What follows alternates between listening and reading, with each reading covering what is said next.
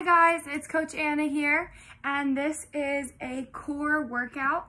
So your core would be your abdominal muscles and anything that is in your middle waist that is going to help you stay balanced in really any activity.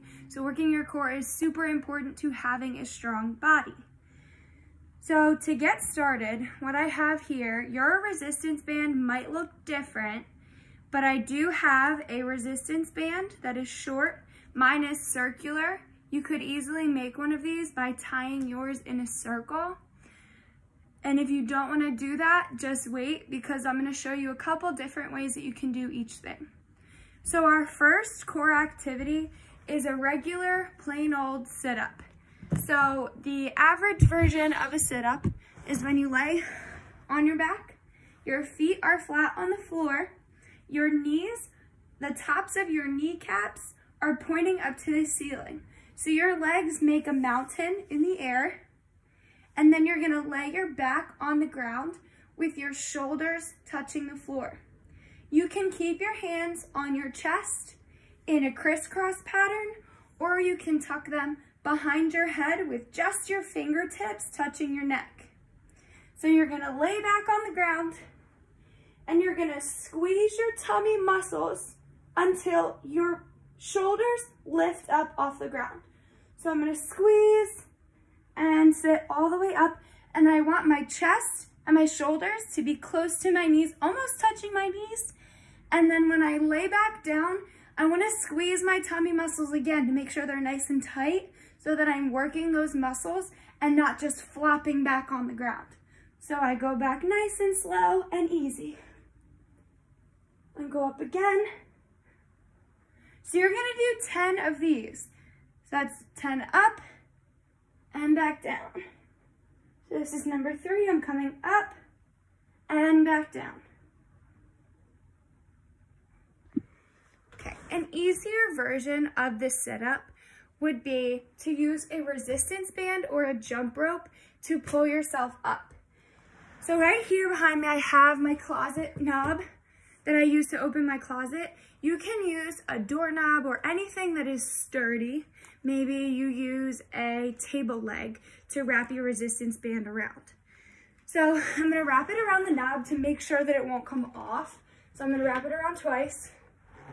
Okay, so it's on there pretty sturdy. I know that if it comes off, it's not gonna fly back and hit me. So I put my toes up against the closet door, and I lay all the way back. And this resistance band, it's not going to pull me up. I'm pulling myself up using this, but it is going to help me to sit up. And I come back up. If you would like to make your sit-ups harder, you think a regular sit-up is too easy for you, you can put your feet in the air while you do the sit-up. So you're going to point your knees at a 90-degree angle. Your feet are up in the air, and you're going to sit up and keep your legs in the same space.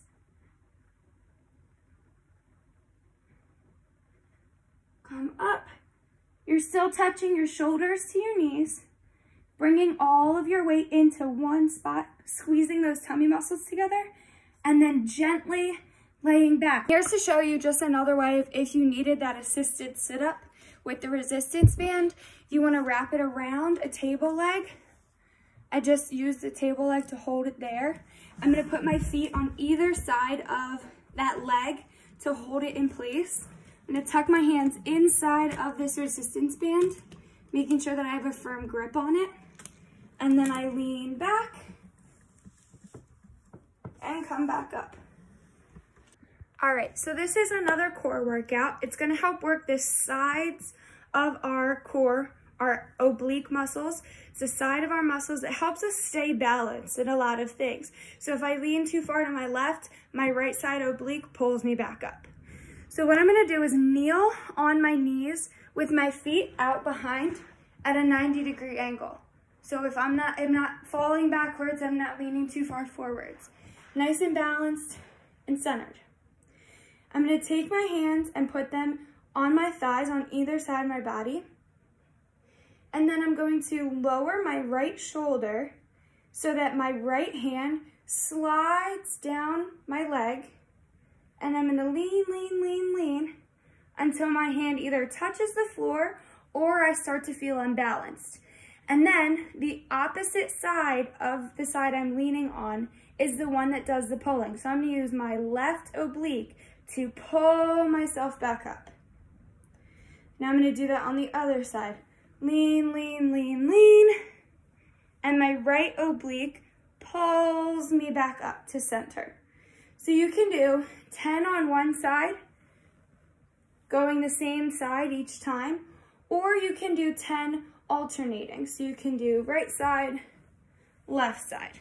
It is up to you. You just want to make sure you do 10 on the right and 10 on the left.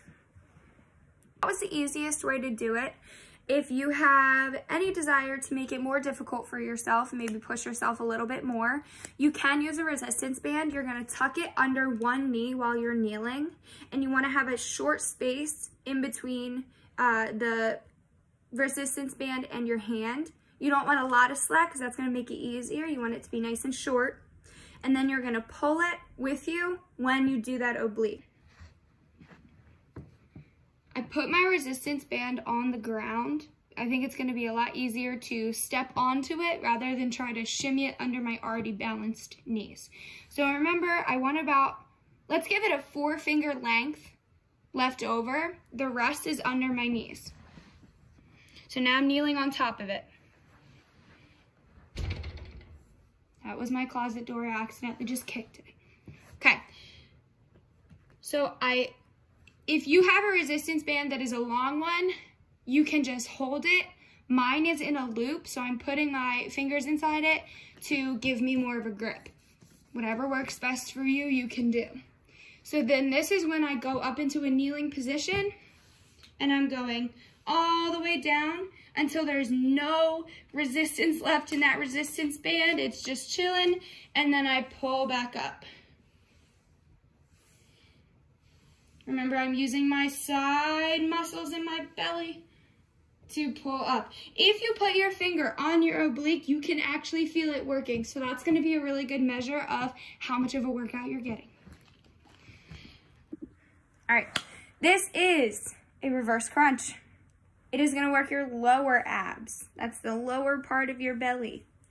So you're going to lay on your back with your shoulders touching the ground, and you're gonna keep your knees at a 90-degree angle. So your feet are hanging in the air and your kneecaps are still pointing towards you. All right, so I'm here. I tuck my hands under. I lower my legs to the ground, touch the floor, and then bring them back up, keeping in a 90-degree angle. You're doing 10 of those. If you want to make it a little bit harder, you're going to keep your hands out to the side, and you're going to spread your fingers out really wide on the ground to give you a good base of support. And then you're going to try and lower your feet down, but don't touch the ground, and then bring them back up.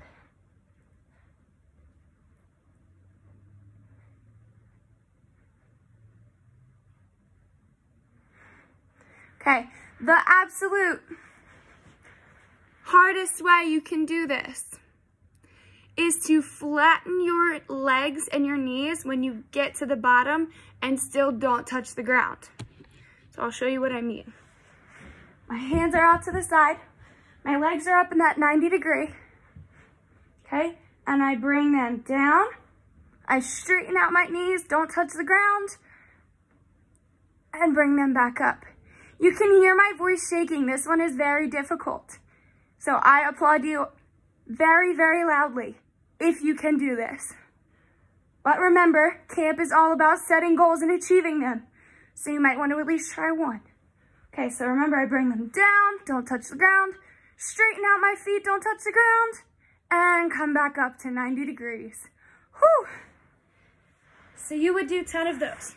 And the great thing about abs is that if you start out with the easy one and you say, hey, I did 5 of these, I don't feel it yet, you can do the next 5 of the harder level one and you'll probably feel more. So you can always work your way up and set higher goals for yourself. You can always work your way up. Okay, now we're gonna do a plank. The beginner way to do a plank is by letting your knees rest on the ground, but keeping your legs and your muscles in your legs flexed. You don't want loose legs during any of this. So if I'm doing a plank, I bend my elbows to 90 degrees. I'm starting in a kneeling position on the ground. I lower my bottom onto my heels, so now I'm sitting on the ground with my legs tucked under me. I take my arms, put them in a 90-degree angle, and then I'm gonna lean forward and place my elbows on the ground with my hands folded together or curled one inside the other in front of my head. So I'm like this, and then I'm gonna push my feet out behind me and have my knees on the ground, but my stomach is not touching the ground. Tuck my shirt in if anybody needs to see. Okay, so my feet are up behind me, or I can let them lay on the ground. And this is a beginner level plank here. The idea is to hold on to this position.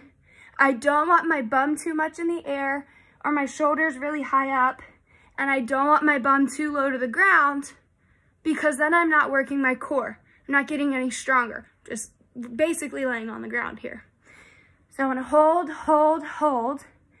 And what's really going to help you is by squeezing your legs, keeping your legs really, really tight. Okay. The medium level plank is going to be where your knees are no longer on the ground. So you're going to hold here, right where your arms were before, and this time you pick your knees up off the ground. Remember, bum's not too high, bum's not too low, bum is in the middle, and you're keeping your head looking up and squeezing those legs. Okay. So each of those you would hold for 30 seconds. And the hardest version of the plank, if neither of those is giving you a workout and you're bionic, this is the hardest level plank. So I put my elbows on the ground and my knees are up, and then I'm gonna lift one leg at a time in the air upwards. So I'm here in my plank, bum's nice and reasonable length. I pick up my right leg and I raise it up in the air and lower it. Left leg, raise it up in the air and lower it. Okay, our final ab position of the day is called a hip plank touch. So you're gonna swivel your hips left and right and try and lower one hip to the ground at a time without the rest of you touching the ground. So the beginner level, this is my favorite one, I feel like it works the best, is I keep my knees on the ground. Plank position is how I'm starting.